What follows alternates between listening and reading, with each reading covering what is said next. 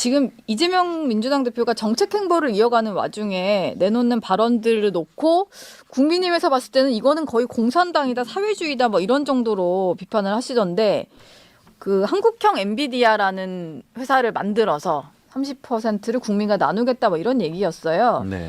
정말 저는 어떻게 이런 발상을 할 수 있는지가 좀 이해가 안 됩니다. 예. 우리 대한민국은 지금 과거에 패스트 팔로우에서 지금 이제 퍼스트 무버로 나가고 있는 중이란 말이죠. 네. 그리고 엔비디아 같은 기업은 정말 고도의 창의성을 요구하는 정말 첨단 산업입니다. 예. 이게 국가가 투자해서 만들고 싶다고 해서 만들 수 있는 그런 기업이 아니거든요. 네. 정말 뭐 요새 그 이재명 대표가 대권 조기 대선 행보를 한다고 지금 막 그 뭐 보수도 사칭하고 중도 보수다 이러고. 뭐 좌회전 우회전 막 오락가락 하고 있지 않습니까? 거의 뜨거운 아이스크림이죠. 자본주의 시장 경제의 최첨단에 있을 수 있는 그런 기업을 만들겠다고 하면서 사회주의적인 발상으로 지분을 국민들에게 나눠줘서 예. 그리고 수익을 국민과 나누겠다 이런 네. 얘기인데 예. 사실상 우리나라는 보십시오. 우리나라는 이미 가지고 있는 세계 인류 기업들조차도 더 앞으로 나갈 수 있는 환경을 제공해 주지 못하고 있습니다. 네. 주 52시간제가 일률적으로 적용이 되면서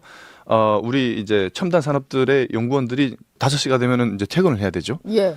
예, 그런 상황인데 연구가 지속성이 있게 해야 되는데 네. 그런 것들을 이제 못하게 만들고 그리고 그래서 우리 당에서 반도체 특별법을 통해서 주 52시간제를 예외 적용하자. 이것이 기업들에서 가장 원하는 것입니다. 그러니까요. 근데 이걸 쏙 빼고 네. 다른 걸로 하겠다. 예. 그러니까 빈 껍데기밖에 없는 법이 되는 거예요. 이런 그래놓고 것 근데 다음 네. 주나 20일에 이재용 삼성전자 회장 만난다는데 그건 또 왜 그런지 모르겠네요.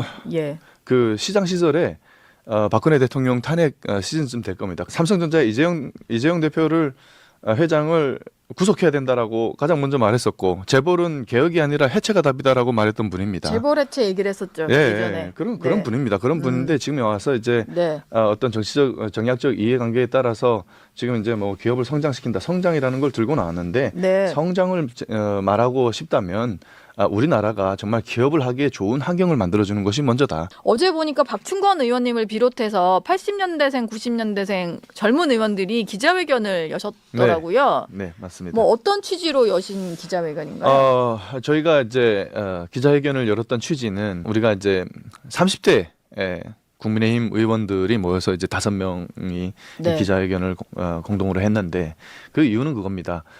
정말 이 선관위의 부정 채용 비리 이런 것들 때문에 정말 많은 공무원 시험 준비를 하고 있는 고시원에서 힘들게 준비하고 있는 2030 청년들의 그들이 느낄 실망감과 박탈감, 분노 이런 것들을 대변하기 위한 자리였고 예. 그래서 정말 이 사회의 공정과 상식이 통하는 그런 사회를 만들어가는 것이 정치인들에게 주어진 소명일 텐데 이 선관위가 뭡니까? 지금 부정 채용 비리가 드러나니까 감사 결과로 예. 변명을 하는 것이 뭡니까? 선관위는 가족 회사다. 예. 친인척 채용은 전통이다. 이런 예. 얘기를 하고 있지 않습니까? 네. 그러면 정말 우리 대한민국 국민들께서 정말 자신들의 소중한 한 표 한 표를 그럼 가족 회사에 맡긴 거냐? 예. 선관위 채용 경쟁률이 거의 900대 1에 육박합니다. 네. 한 명의 친인척 채용 지원서를 내고 예. 나머지 뭐 800여 명의 다른 어떤 공무원 준비생들 이런 2030 청년들이 서류를 제출했는데 이미 뽑을 사람은 정해져 있고 네. 그들이 노력한 것은 과연 무엇이 되느냐? 선관위에 들어가서 일을 하는 것을 꿈꿔왔던 그 청년들은 도대체 뭐가 되는 것이냐? 이건 정말 제2의 조국 사태다. 예. 이런 차원에서 이거 바로 잡아야 되고 예. 이런 것들에 대한 부정 채용 비리 하나조차도 제대로 견제할 수 없는 네. 자정 기능이 없는 선관위를 이건 다 철저하게 정말 근본부터 개혁해야 된다라는 취지에서 우리가 기자회견을 했습니다. 민주당의 호응을 좀 요구하시는 것 같아요. 맞습니다. 민주당도 적극 동참해야 된다. 근데 네. 지금 분위기상 선관위를 좀 개혁하는 과정에 민주당의 호응이 없을 거라고 예상하시나 봐요.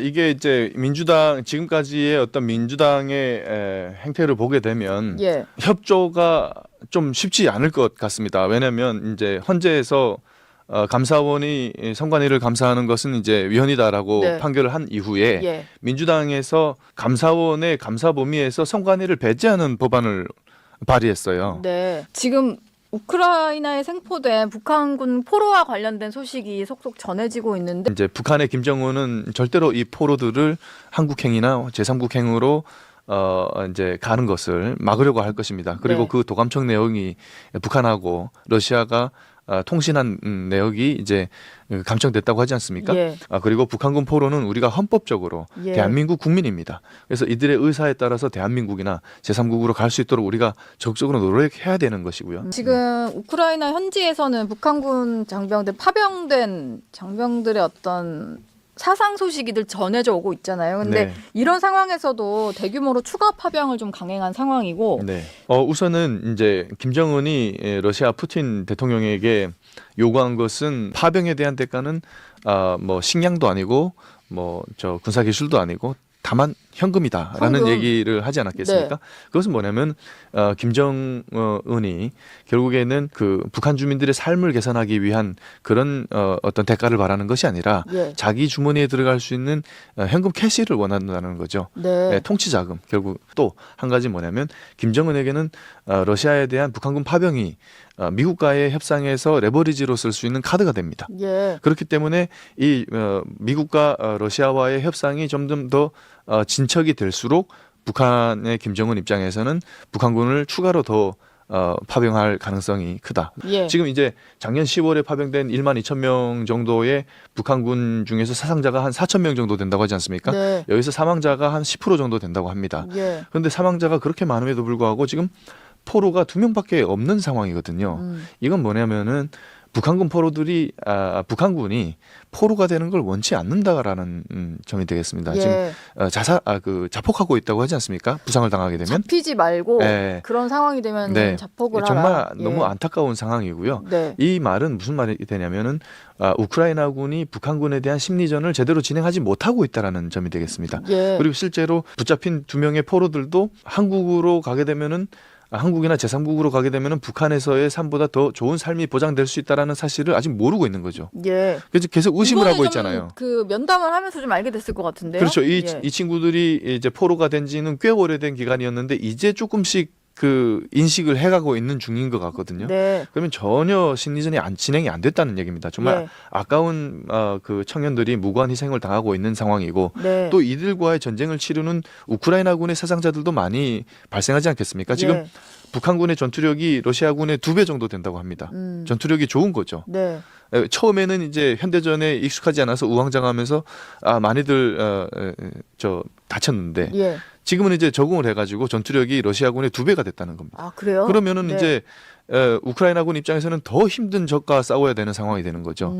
이게 이게 가장 쉬운 방법은 싸우지 않고 이기는 것이 아니겠습니까? 심리전으로 북한군을 조금 네. 이렇게 무력화시킬 수 있는. 그렇죠. 그래서 우리가 심리전 어떤 지원을 적극적으로 할 수 있는 이런 것에 대해서도 우리가 검토하고 있었는데 이것은 민주당이 맡고 있는 것 아니겠습니까? 예. 민주당이 이것도 맡고 그리고 그 뒤에 12.3 비상계엄이 일어나면서 국정이 완전히 마비되고 붕괴가 되면서 이제 이에 대한 어떤 추가적인 대책이 없었던 거, 진척이 없었던 없군요. 거죠. 네. 예, 그러다 보니까 지금 이렇게 많은 무고한 북한군 병사들이 희생되고 또 이들과 싸우는 우크라이나군의 병력 손실도 클 것이다.